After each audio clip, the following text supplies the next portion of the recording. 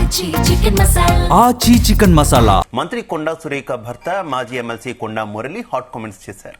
పరకాల నియోజకవర్గానికి తన కూతురు సుస్మిత అండగా ఉంటుందన్నారు. పరకాల ప్రజలు బాగోగులు కొండా సుస్మిత చూసుకుంటుందన్నారు. తనకన్నా కొండా సుస్మిత ఇంకా ధైర్యవంతురాలని, కార్యకర్తలకు సమస్య వస్తే ఎవరిని వదిలిపెట్టదన్నారు. పరకాల కొండా మురళి అడ్డా అని, వచ్చే ఎన్నికల్లో పరకాలలో పోటీ చేయడం పక్కా అని స్పష్టం చేశారు. ఇక కొమ్మాల జాతరలో కూతురు సుస్మితతో సహా పాల్గొన్న కొండా మురళి కత్తి పట్టి హంగామా చేశారు.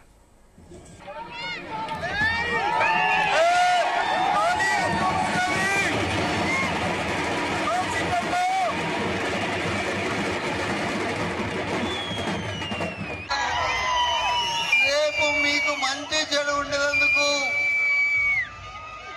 మరి ఇక్కడనే ఉంటది.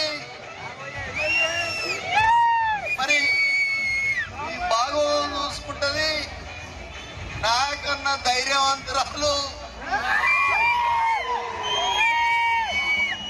మొన్ననే మీరు చూసిండ్రు. వాడేవాడు వీడేవాడు కొండ మురికి ఎదురేవాడని. కానీ మొన్న ఇంటి ముంగడ చూసిండ్రు. చిట్టగా తిట్టాలంటే ఎవరిని పడతావు అని తిడుతుంది. వీడు వాడని చూడది. ఇలా కార్యకర్తల కోసం ఏదైనా చేస్తుంది. ఈరోజు ఒకటే చెప్తున్నా, నాకు కీల్చుకున్న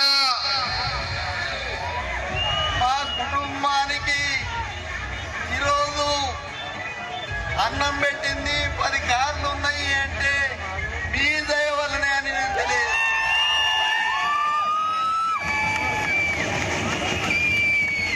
నేను ఆ సాగు నుంచి బయటపడ్డా అంటే మన లక్ష్మీనరసింహ స్వామి మీ దయ వల్లనే అని తెలియదు. మరి ఎందుకంటే ఒకటే చెప్తున్నా, పరకాల మనది. రేపు ఎవరు వచ్చినా కొండా సురేఖ నిలబడు.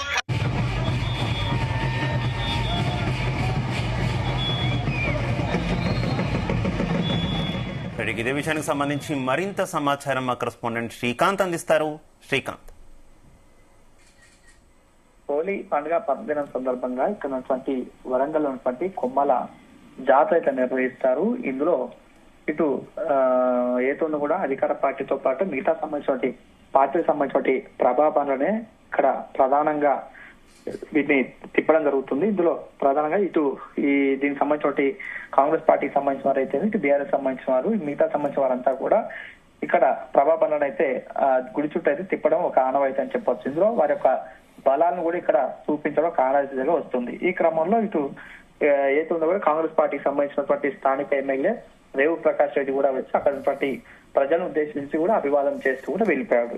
ఆ తర్వాత కూడా కొండా మురళికి సంబంధించినటువంటి వర్గానికి సంబంధించిన వారు కూడా ఇక్కడ వారి ఆధ్వర్యంలో అయితే భారీగా ఉన్నటువంటి ఒక ప్రభావాన్ని అయితే ఏర్పాటు చేసి అందుపై కూడా మాజీ ఎమ్మెల్సీగా ఉన్నటువంటి కొండా మురళితో పాటు ఇక్కడ తన కూతురు సుస్మిత పటేల్ కూడా ఆ స్టేజ్ పైకి చేరుకున్నారు. చేరుకున్న తర్వాత వారు అక్కడ ప్రజలను ఉద్దేశించి కూడా మాట్లాడుతూ కూడా తమ కుటుంబానికి రాజకీయ భిక్ష పెట్టినటువంటి గీసుకొండ మండల ప్రజలు ఎప్పుడు కూడా మరుగు అంటూ కూడా వారు చెప్పడం జరిగింది. అదేవిధంగా 25 సంవత్సరాలు కూడా కొండా సురేఖను ఆదరించినట్లుగానే ఇటు సుస్మిత పటేల్ కూడా రాబోయే రోజుల్లో ఎమ్మెల్యే గెలిపించారంటూ కూడా వ్యాఖ్యానించడం ఆసక్తికరమైనటువంటి వ్యాఖ్యలు చేసినటువంటి పరిస్థితి కనిపిస్తుంది. అక్కడ ప్రభావాలపై కూడా మాట్లాడినటువంటి నేపథ్యంలో ఇక్కడ స్థానికంగా కాంగ్రెస్ పార్టీ ఎమ్మెల్యేగా ఉన్నటువంటి రేవు ప్రకాష్ రెడ్డి అయితే ఉన్న పరిస్థితి అంటూ ఇక్కడ పరకాల గత ఉన్నటువంటి ఎమ్మెల్యేగా ఉన్నటువంటి కొండా సురేఖను ఏ విధంగా అయితే కూడా ఎమ్మెల్యే గెలిపించారు కూడా వచ్చేటువంటి ఎన్నికల్లో కూడా సుస్మిత పటేల్ ను అదే విధంగా గెలిపించాలంటూ కూడా ఆ వేదికపై కూడా మాట్లాడడం జరిగింది. మరోవైపు పరకాల ప్రజలు ఎప్పుడు కూడా తమ యొక్క బాగోగులను చూసుకుంది కొండా సుస్మిత పటేలే చూసుకుంటుంది. ఆ తర్వాతకి తనకంటే ఎక్కువ ధైర్య సాహసాలు ఉన్నటువంటి కొండా సుస్మితను కూడా ఈ నియోజకవర్గంలో మాత్రం వచ్చే ఉన్నటువంటి ఎన్నికల్లో కూడా ఎమ్మెల్యేగా పోటీ చేస్తూ ఉంటూ కూడా చేసినటువంటి పరిస్థితి అనిపిస్తుంది. అదేవిధంగా గతంలో కూడా పరకాల నియోజకవర్గానికి కాబోయే ఎమ్మెల్యే అంటూ కూడా గతంలో కూడా ప్రచారం అయితే జరిగింది. ఈ తర్వాతకి నిన్న జరిగినటువంటి జాతర నేపథ్యంలో చేసినటువంటి వ్యాఖ్యలు కూడా కాస్త చర్చనీయాంశంగా మారాయని చెప్పవచ్చు. అయితే ఏంటి కూతుర్ని బరిలోకి దింపాలనుకుంటూ ఉండడం, కొండామురళి ఏమైనా రిటైర్మెంట్ తీసుకోవాలనుకుంటున్నారా, లేదంటే తెర వెనక రాజకీయం ఏమైనా నడపాలనుకుంటున్నారా అనుకోవాలి?